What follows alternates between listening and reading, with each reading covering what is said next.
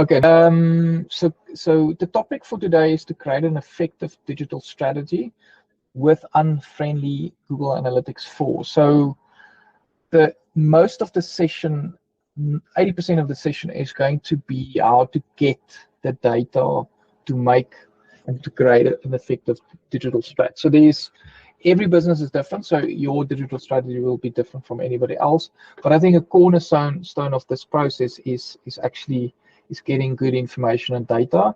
And we've just, like, I've been in space for 20 years and I still struggle with Google Analytics and pulling reports.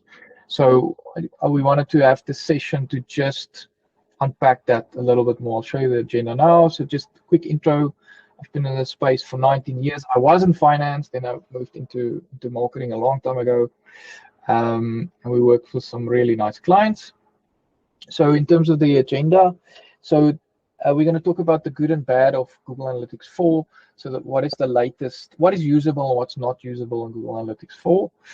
I'm also going to just mention a few alternative tools. I'm not going to spend too much time on this because I think most people joined the call to just understand and to learn how do you use Google Looker Studio, for example, to get the information out. So we're going to unpack that a little bit. And then there's going to be 5 reports that I'm going to show you how to build that will give you some insight into what's happening on your website. And then there's a short section on just the approach. If you run multi-channel campaigns, how do you actually get the data for that, and how do you use the data in terms of creating your strategy? Just a quick 2-second ad break. So NightJarr's positioned. So last year we focused a lot on analytics, and now this year we've refocused because clients have asked us to help them drive online leads and sales. So that's the new positioning that we're doing. So we do digital media, SEO, UX, so all the stuff you need to generate leads and sales. Right, let's jump into it. So the status of GA4. The base description I've heard for Google Analytics 4, it was built by developers for developers. So Sheldon and our team came up with that saying, and I think that's very true for Google Analytics 4. I don't think it's. I think it's one of the for how popular Google Analytics 3 was. I think the rollout to Google Analytics 4 for marketing people has been really poor, and it's very difficult to use the platform. So I find the graphs incredibly unfriendly and not useful. So to go inside Google Analytics, I really struggle to pull the data that I want. Like, this is one of the example graphs. It's really doesn't tell me anything, and I can't change it. And then there is the very powerful explore section of the interface, but frankly it feels like you need to be a data engineer or data scientist to use this.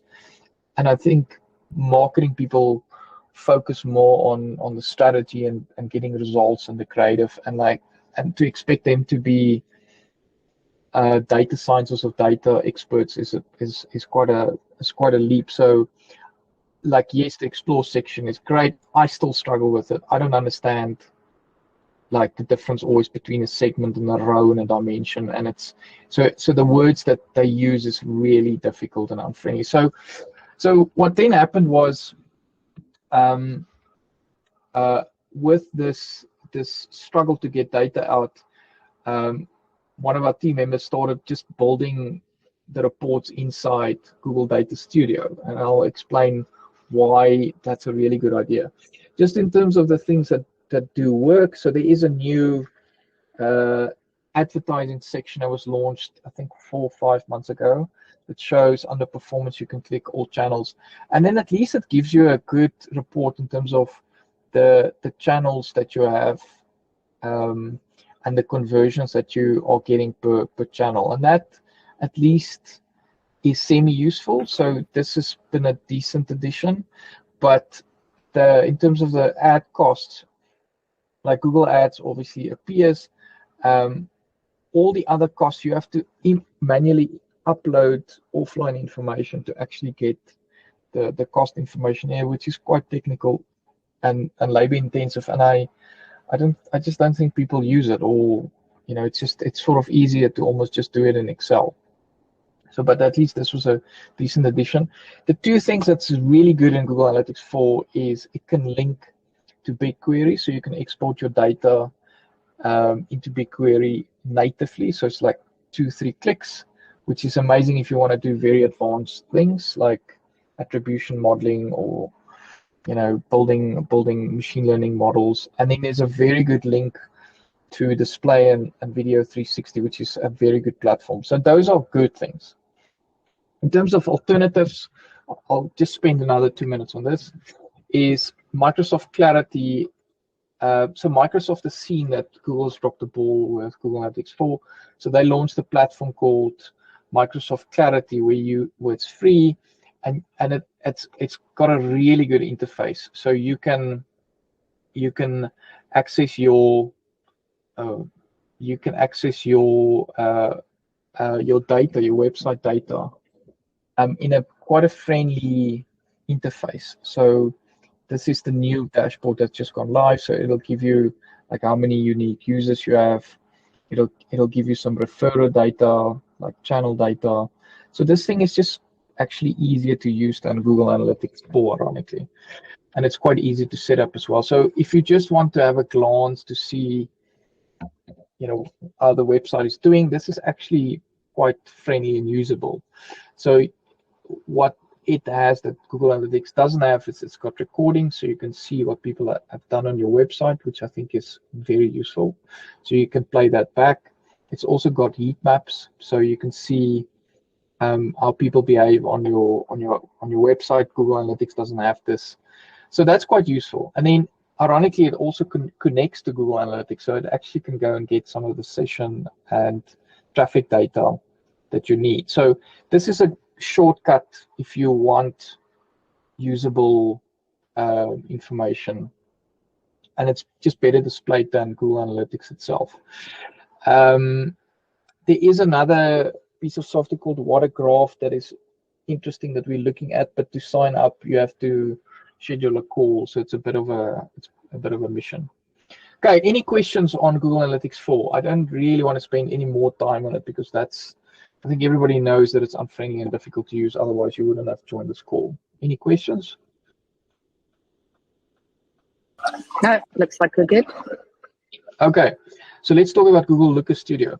So one of the things that one of our team members started doing is, instead of using the Explore report inside Google Analytics 4, she just started building dashboards inside Google Data Studio. And I was like, no, but this is way too much effort to do this. And after looking at what she was doing, we realized a few things. So the reason why we've started using Google Data Studio is it's easier to build and to get data out of Google Data Studio than Google Analytics 4. So it's easier to play around in Data Studio than to actually use the Explore and the other reports. So that was the first thing. It was really interesting for me. The second one is the visualization options are way better. So you can create bar charts, you can create line graphs, you can do pie charts. The visualizations are just way better than inside Google Analytics. And then, which is very interesting, is every time, so you can save, explore reports, etc. inside Google Analytics 4, but if you set up a dashboard for Data Studio, you don't have to rebuild it. Like once you've built it once, it stays there. So you can sort of, with a little bit of work, half an hour, an hour's work, you can build a dashboard for yourself, and it stays there. So you can see that data, and you can pull it you can use it in your reports or for building strategy over and over and over. You don't need to go into the interface and actually go and find that report that you figured out the last time. And then fourthly, you can share it. So you can share a link with your colleagues. And then 5, it's free. It's like you can just use it. You don't need to pay for it. So just some basics on it. So you can connect Google Analytics 4 and Google Ads directly to look at Data Studio. So you don't pay anything for this because it is a Google product, so it's very easy to connect those two things. If you want to add more things, so it's still quite easy to add. Google Search Console is free. If you want to add Google Sheets, it's also free. So this all connects to Look at Data Studio. If you want to pull in data from Facebook or HubSpot or MailChimp or LinkedIn, there is a third-party connector that you need to use, and then you need to pay a small fee per month for this.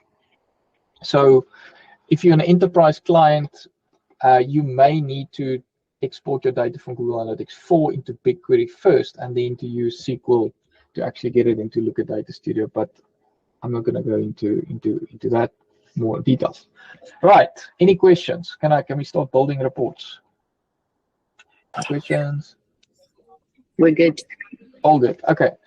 So the first thing to do if you want to start building dashboards is you need to use the same email address or credentials that you use for Google Analytics 4 for Google Data Studio. So if you, Natasha at company.co.za, you just sign up with Natasha at company name, company.co.za. So it'll then link the two. The data will then become available between the two. And then the next thing that you need to do is to add a data source. So I'm going to go into platform now. So this is once you are inside Google Data Studio, it looks like this. And what you then need to do is you go add data. So that's the first thing that it's going to force you to do. And these are all the data sources that you can connect to Data Studio. So all the Google stuff comes first because they're providing this tool for free, so their stuff comes first. So this is Google Analytics, there's Google Analytics, there's Google Ads, there's BigQuery, there's Google Sheets. So these are the easy native connections for building dashboards. We're just obviously going to focus on Google Analytics and a little bit on Google Ads today. But as you can see here, there are these partner connections. So this is where you can start pulling in data from Facebook, LinkedIn, Zoho CRM, etc. Okay, so that's the first thing to do. So you pull in, you select a data source. So in this report, I have selected two data sources. I've selected our Google Ads, and I've also selected our GA4 account. So this is where we're going to pull data into to create a report. So to create the first report, the first thing that is quite important to do is to add they call it a control. I think that's a fancy word, but just you need to pull in a date range. So if you click on add control, you just go date range control and you drag that in, and it looks like this little box. These dashboards are looking quite ugly at the moment, but I just want to show the principle of how it works.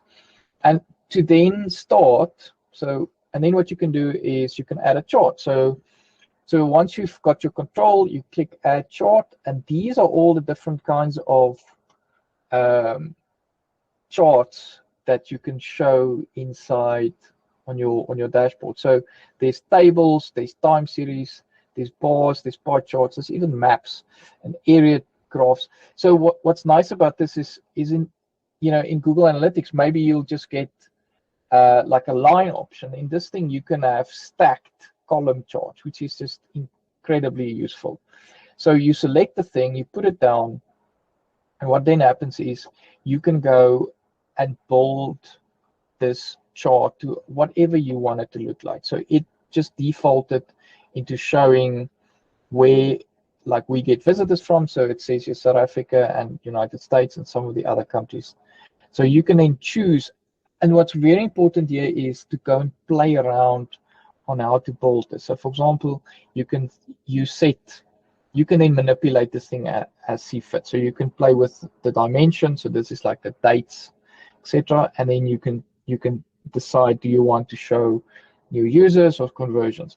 I'm going to go into a couple of them now, but this is basically how to get started. Okay, does that make sense?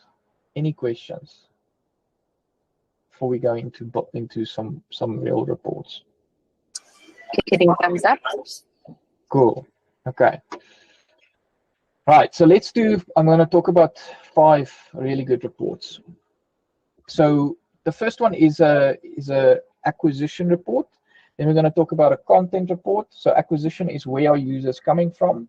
What are they converting on the website? The second one is a content report. It basically answers a question like, is my web page is working? Are people engaged? The third one is audiences, like, what can I learn from who my audience is? What's their age? Where are they? Then it's just going to do like a one that talks about goals and KPIs. So and then a funnel report, but let me go into them. So I've pre-built some things here just to show you what is possible. So again, you can add different pages. So I'm just using the page functionality here. So select it. You always need the control thing on the sheet. And what I've done here is this really difficult graph that's inside of GA4 that looks like this. This is the where users came from. Basically turn it into a table to show the number of views for each one of them and the change as well over time. So this you can show either as a table then, and you can manipulate this. So you can say, I would not like to see like the changes. So I'm just going to remove that. None. So that's going to simplify the table. I've put in so it's listing all the sources. So this is where all the visitors are coming from. These are all the views. And then we've got one conversion goal, which is white paper downloads in this case. And it shows you, where did people come from and did they actually download anything from each one of these sources. So that'll give you an idea. So in this instance, you can see most of our views and conversions are from direct. So people find our brand, they search for that. The next one is organic. So we had 72 views and only 2 conversions. That's a little bit low. So maybe there's an issue with the traffic quality coming from there. Google CPC, we've had 49 views, only 1 download. There's a problem there. And then Google My Business has produced 17. So in this instance, I could quite quickly see which channels are delivering, users to our website. So in your instance, you can very quickly then see which channels are delivering users to your site and what are the conversions that you are seeing on your end. Let me show you a different one. So this is, for example, a pie chart. So a lot of clients ask us sometimes, is the amount of SEO traffic that we are receiving healthy or not? Is it too high or too low? And this graph can then give you that percentage of how many clicks you're getting from your CPC. So in our instance, 7% of our traffic is from CPC, and that is sort of healthy. If the CPC was 50%, then from a strategy point of view, you can say that is quite unbalanced. It's definitely worth investing in other channels or maybe in SEO. So if I also look at this data, it shows that our organic is 24%, and I think that's a little bit low for us. But we play in the agency space, and there's lots of competition there, so it's not really a priority for us. Okay. So these graphs, you are able to change and customize as you see fit. So you can change the font sizes, you can change the coloring, you can do whatever you want with these graphs to make it valuable for you, to cut and paste them into your, if you need to report to management, into your PowerPoint. Any questions?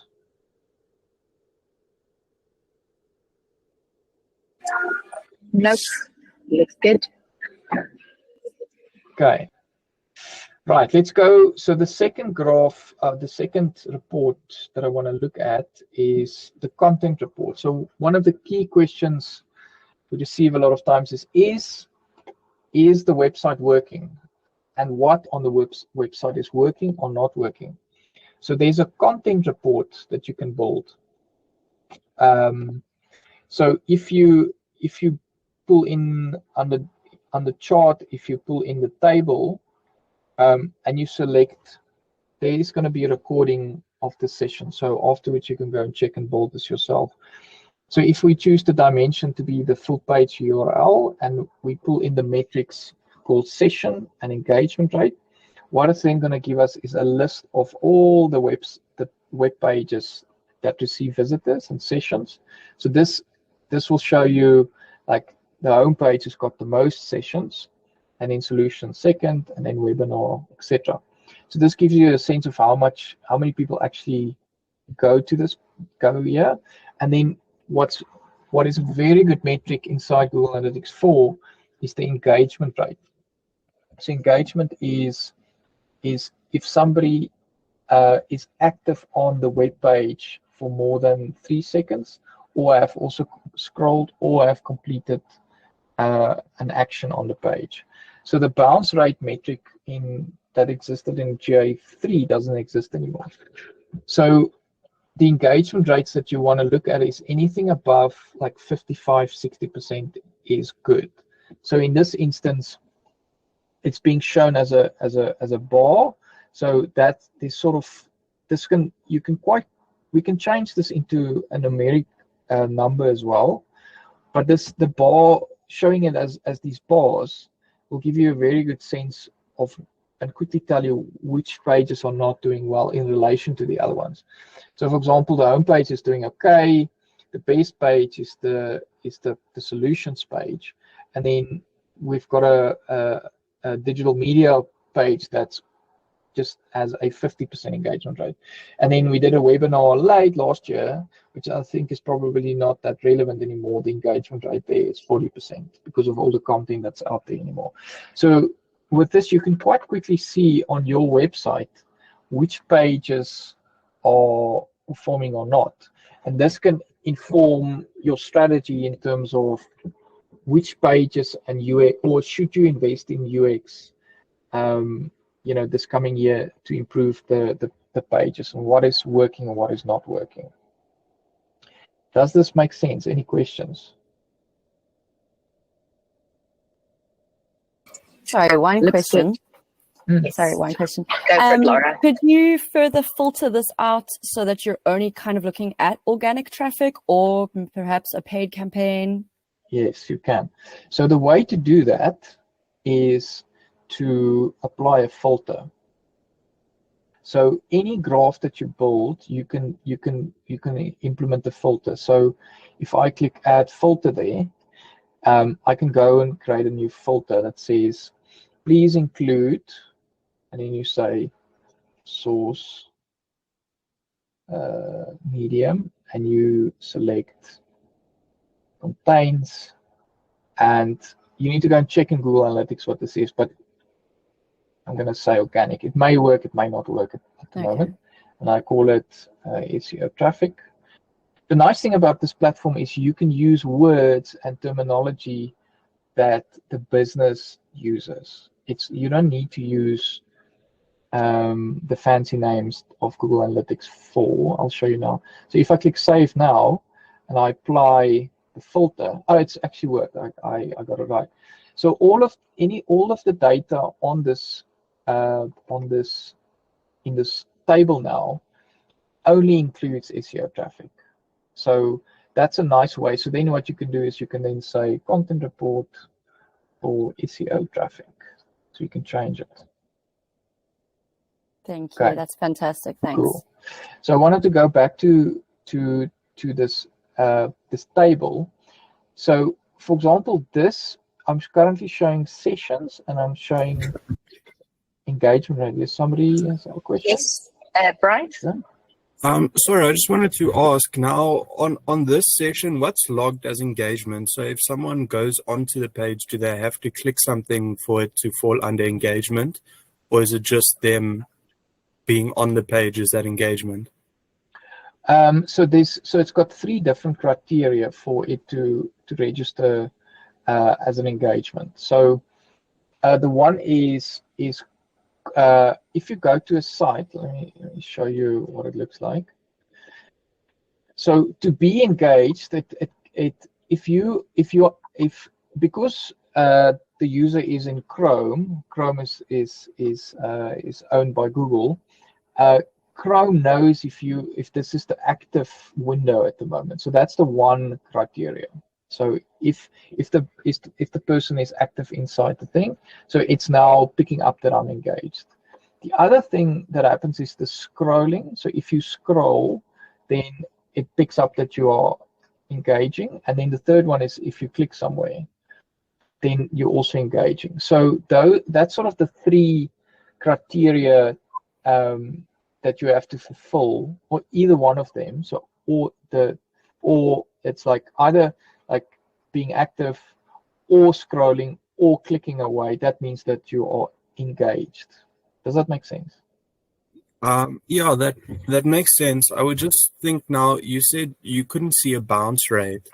So if any one of those criteria could be filled, someone could just pop up on the web page, be here for like 3-4 seconds and then leave, and that would still be engagement, and that wouldn't count as bounce. So bounce is gone, firstly. Bounce is gone. There's no more bounce inside Google Analytics 4. So if somebody does open up the page and they're on the page for, I think, 3 or 4 seconds, then yes, they are considered as engaged. Yes. So there's formal definition of it. Let me go and show it to you. So if you go under acquisitions, user acquisitions. So if you want to look at this, there's a definition sits here. Here we go. So this is the percentage of engaged sessions. And an engaged session is the number of sessions that last longer than 10 seconds. So it's 10, it's not 3. Or at a conversion event, or at 2 or more screen or page views. That's the actual formal definition. Okay. And then, because you can create like your own events in GA4, so could you create yourself a custom event to say if someone shows up to the page and they leave without staying longer than 3 or 4 seconds and they don't click anything, then you could just read that as your own custom bounce?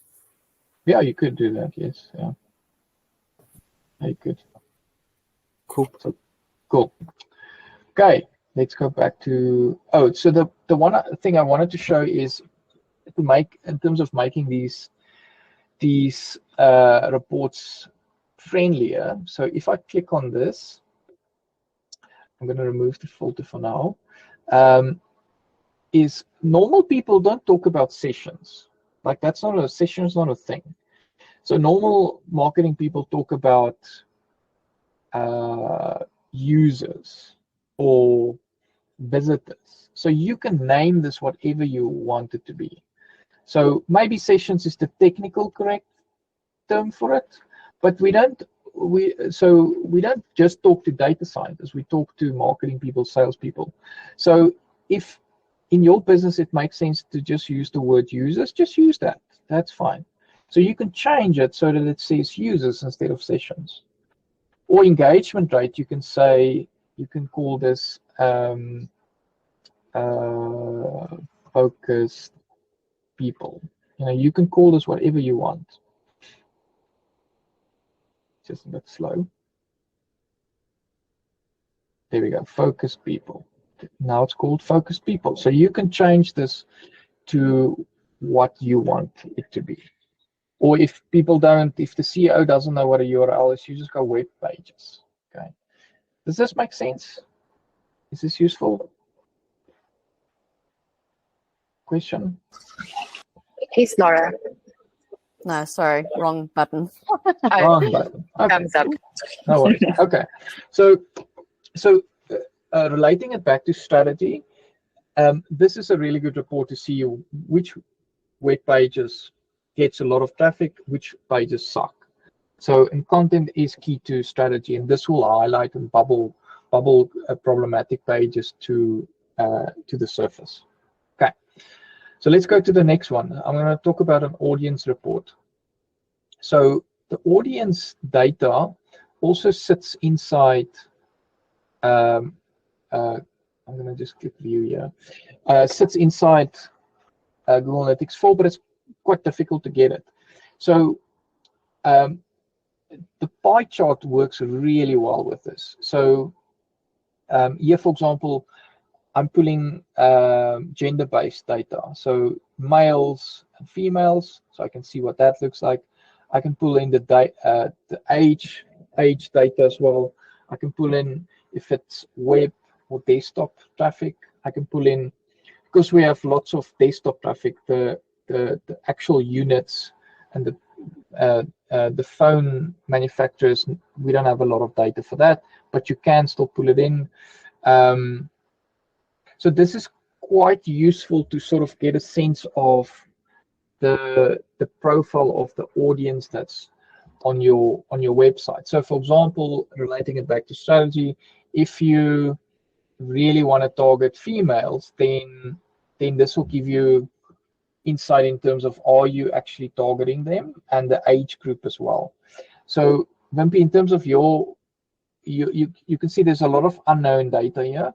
So third-party cookies are being blocked at the moment. So we are seeing a loss of data at the moment. So that's why this unknown thing is popping up, and this is going to increase over time. I don't want to go into the details of it. I'll share a video. I'll share a link to a video afterwards. But yeah, so this is where you can get some audience data. Sorry, Fadi, we've got a question from Elise. Can you filter by audience? Can you filter? We converted. Yes, you can. Yeah, you can. Yes. Fadi, so what you're saying is this data will all turn into unknown over time.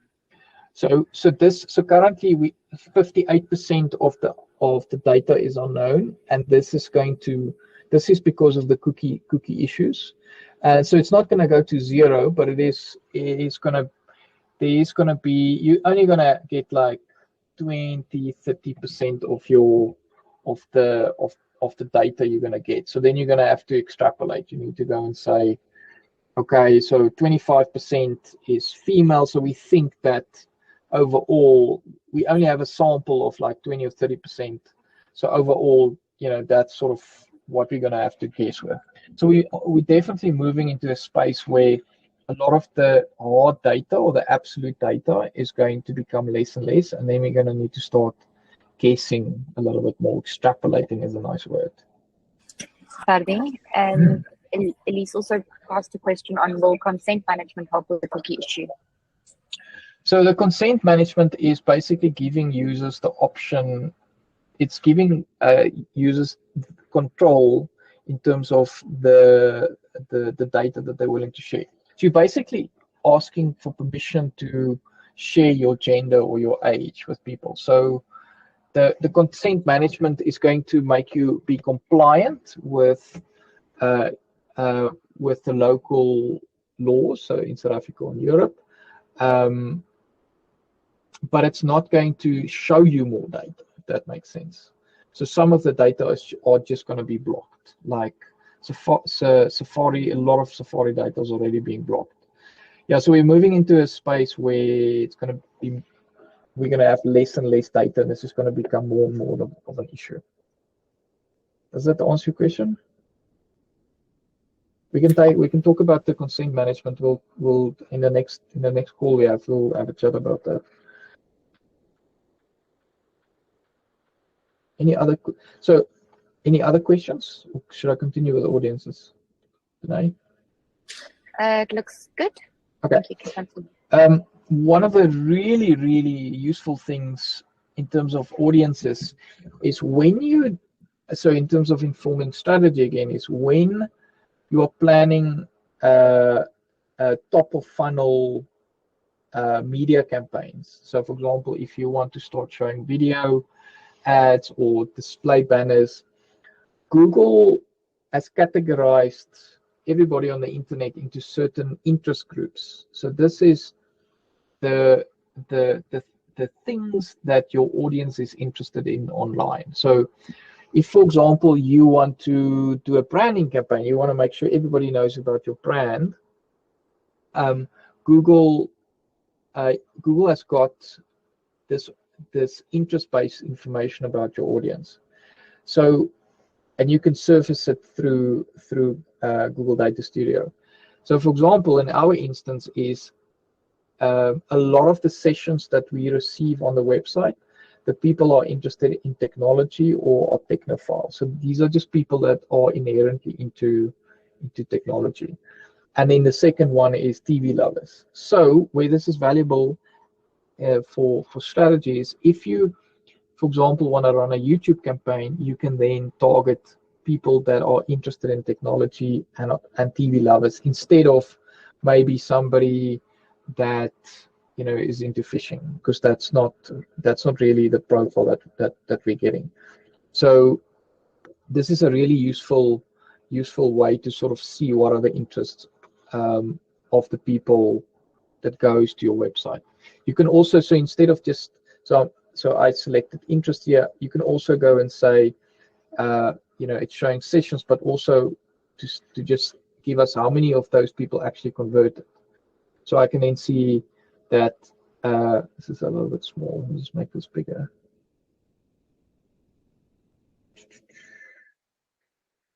There we go. That's one.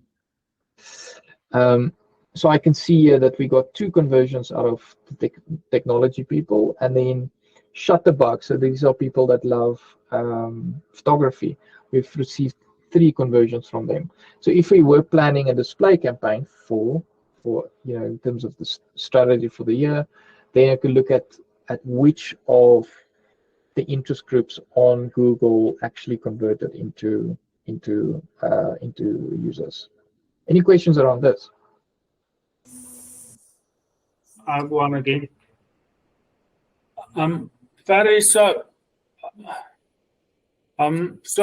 if you want to target geography,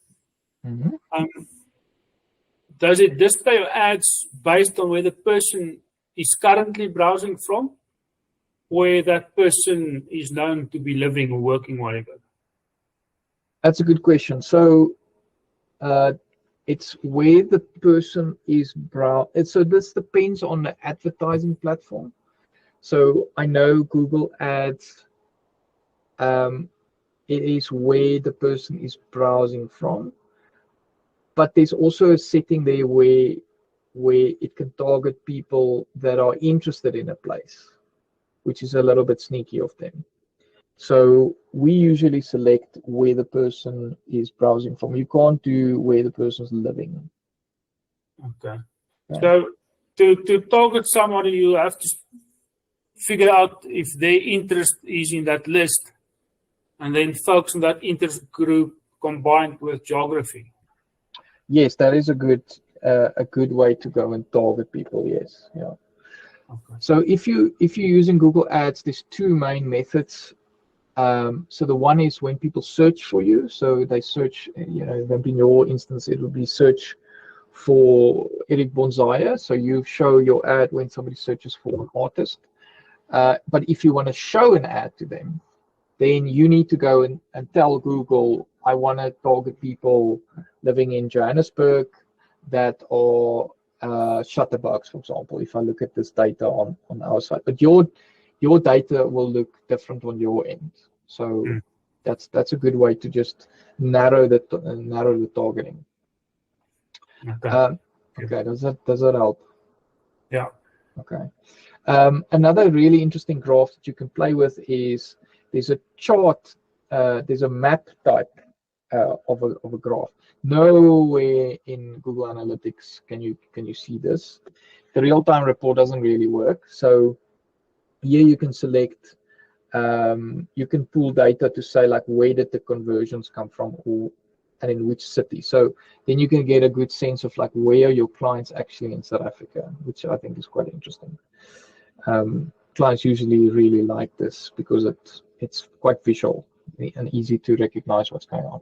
So in our instance, we only target people in Johannesburg and in Cape Town. We don't really, because I think the size of business doesn't support somebody sitting in Kimberley, for example. Okay, any questions? So that's audiences. Getting thumbs up.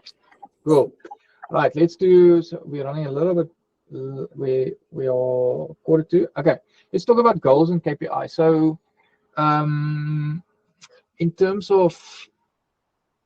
of measuring the performance, because it's one thing to see that you've received 300 visitors from the website last month, but what was the target? So was it 400? Was it 500? So there's a nice way to be able to measure your current performance against goals and to show KPIs quite quickly. So in Google Analytics, there's no place that you can group all your KPIs and goals together. You can play a little bit, you can move some of these things around, but overall, it's sort of what Google Analytics gives you. The nice thing about Data Studio is you can decide what to put in. So this is a very simple example of one way to surface A, to highlight KPIs, and B, to set and show the actual results compared with the target. So this is a very simple solution. So we've got two columns here. We've got target. So this is the target column, and this is the actual column. So the actual column goes and gets the data out of Google Analytics or Google Ads, and it updates this every day. So based on the date range that you select. And then the criteria is, I just put here like sessions. So this is the number of users to the website. White paper downloads, what is the cost per lead, and what's the total cost for the month. So you can then just literally go and edit this on the interface. And that is so you have a column for your targets, and then when the data updates, it'll just show what is the actual comparison between the actual and the target. So it is super, super useful to just keep track of spend levels, for example, or what is your cost per lead. So this is really useful. There is, so this can be quite time consuming to build and get the formatting right. So there is a little, what you call a community visualization that you can add. So there's a little, like a gauge by Google. So I've pulled in the gauge.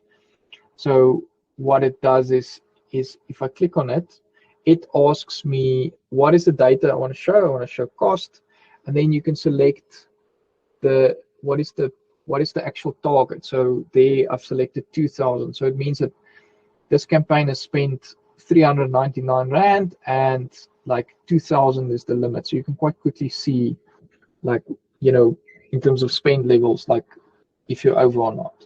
Okay, so this is something. So you can build 5 of these in the thing, and then you can, once you've opened up the dashboard, you can quickly see if you're running behind schedule or you're overspending at the moment. Cool. So this is, so we usually put this right at the start or at the top, and then we build the other graphs below it, just to sort of, the moment you open up this dashboard, you can see what the performance is or not. Okay, any questions?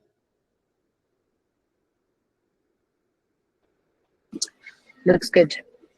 Okay, so we've got 10 minutes left. I'm gonna run through the next report quickly. So the next one I wanted to talk about is a funnel report. So funnels are really important to see if you are getting leads and sales. And there's a nice way to visualize that. So this is a traditional funnel where things pop, you throw things in at the top and out at the bottom. Clients pop out. We don't like this. We think that then gravity works, in your favor, and I don't think that's true. I don't think you magically throw things at the top and they pop out at the bottom. So we like we like this approach where we turn it around and when people enter in at the bottom, and then through an enormous amount of effort from marketing people, you have to move them through the purchasing stages until they become a client.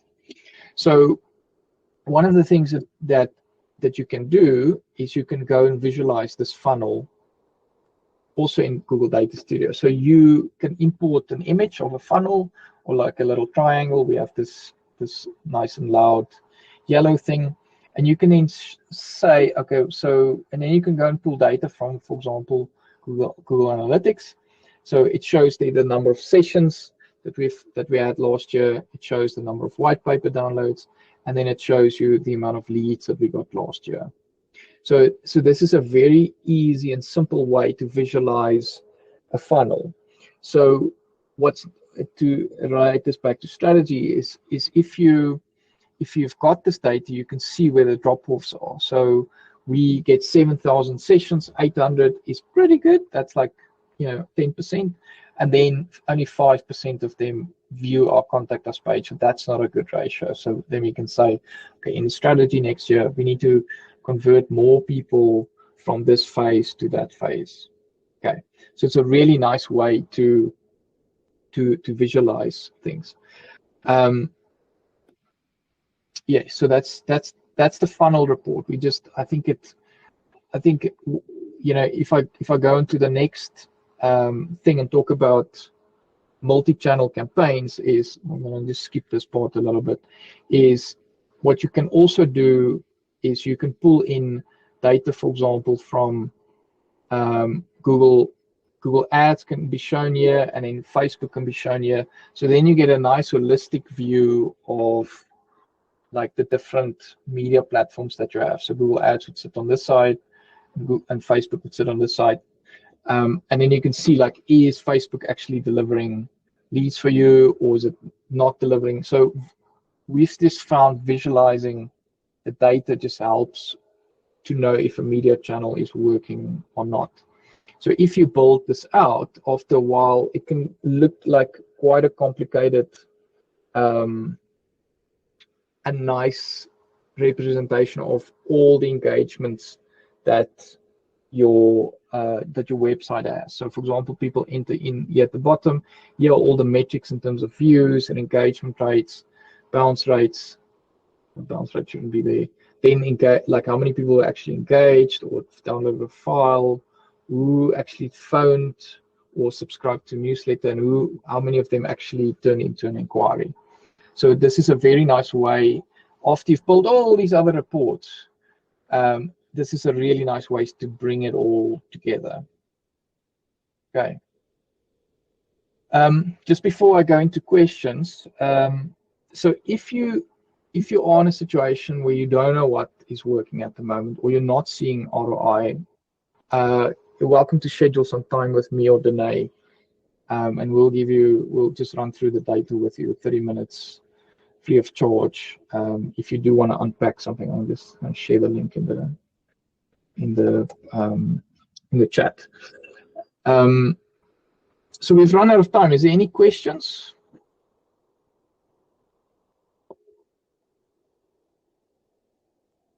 Okay, Bryce is giving a thumbs up. Chloe is giving a thumbs up. Carla, surely you have a finance-related question around this. No, everything's all good. No. Okay. I think as a parting note, I would recommend, or what I found useful with this platform, is just to go and play with it. So I play with it, build some graphs, see what works, move it around. It's going to look stupidly ugly at the start. You can style it later. At least there is a dashboard in the works for you, but that's a surprise. We'll talk about that. But go and play with it and just build something that works for you, and you can change it into the terminology that the business understands. So Wimpy, for example, if you want to say like bidders, you can change it into that. So I don't know. So I've given up on GA4. That's just my personal position, and I now build to get data and to build strategy. I use Data Studio now. It's just I've just found it easier. Sorry. There's this issue that we had last time about database size. The quota errors. Money, yeah. So was it gone? No. What happened was, just to inform everybody, is